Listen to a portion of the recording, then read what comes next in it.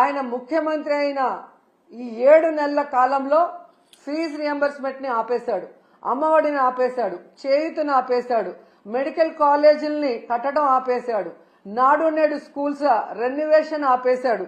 అలాగే మీరు చూస్తే 0 వడ్డీ పథకాన్ని ఆపేశాడు. ముఖ్యంగా పేదవాళ్ళకి చాలా అవసరమైన ఆరోగ్యశ్రీని ఆపేశాడు.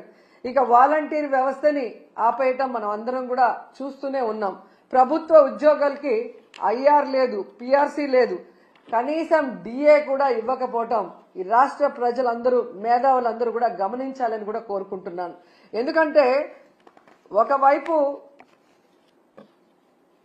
జగన్మోహన్ రెడ్డి గారిని తిట్టడానికే టైంని స్పెండ్ చేస్తున్నారు, కానీ వాళ్ళు ఎన్నికల్లో ఏం ప్రచారం చేశాం, ఏ సంక్షేమాన్ని అందిస్తాం, ఏ అభివృద్ధిని అందిస్తామని చెప్పిన మాటల్ని మరిచిపోవడం ఇక్కడ మనం గమనించాలి. ఎందుకంటే మీరు చూశారు ఏ విధంగా అధికారంలోకి వస్తే మేము సూపర్ 6 అమలు చేస్తామని చెప్పారు.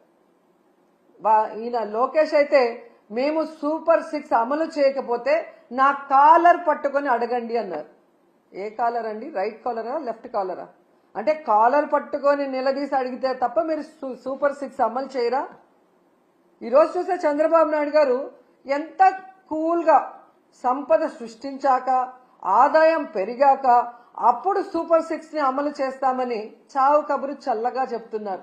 మరి ఆ రోజు చంద్రబాబు నాయుడు గారు, పవన్ కళ్యాణ్ గారు ఎన్నికల్లో ప్రచారం చేస్తున్నప్పుడు మీకు తెలీదా? ఎందుకు ఆ రోజు ఇదే మాట చెప్పలేదు? మేము వచ్చాక, సంపద సృష్టించాక, ఆదాయం పెరిగితేనే సూపర్ 6 అమలు చేస్తాం, లేకపోతే చేయలేమని ఆ రోజు ఎందుకు చెప్పలేదని అడుగుతున్నా. ప్రజల్ని మోసం చేయాలన్న ఆలోచనతోనే కదా అబద్ధం చెప్పారు. మళ్ళీ మీరు చూస్తే చాలా ఎటకారంగా చంద్రబాబు నాయుడు గారు, మీరు కూడా వినుంటారు, పెద్ద గొంతేసుకొని చెవులో మైక్ పెట్టుకొని, తమ్ముళ్ళు బటన్ నొక్కుతాడంట జగన్మోహన్ రెడ్డి, బటన్ నొక్కడం పెద్ద విషయమా, మూలనున్న ముసలమ్మ కూడా బటన్ నొక్కుతుంది అని ఎటకారంగా మాట్లాడాడు. మరి మీకు కూడా 73 ఏళ్లు పూర్తయ్యాయి కదా, మూలనున్న ముసలమ్మ బటన్ నొక్కగా లేంది 73 ఏళ్ల ముసలోడివి మీరెందుకు నొక్కలేకపోతున్నారు ఆ బటన్ అని ముసలోళ్ళందరూ గుసగుసలాడుకుంటున్నారు.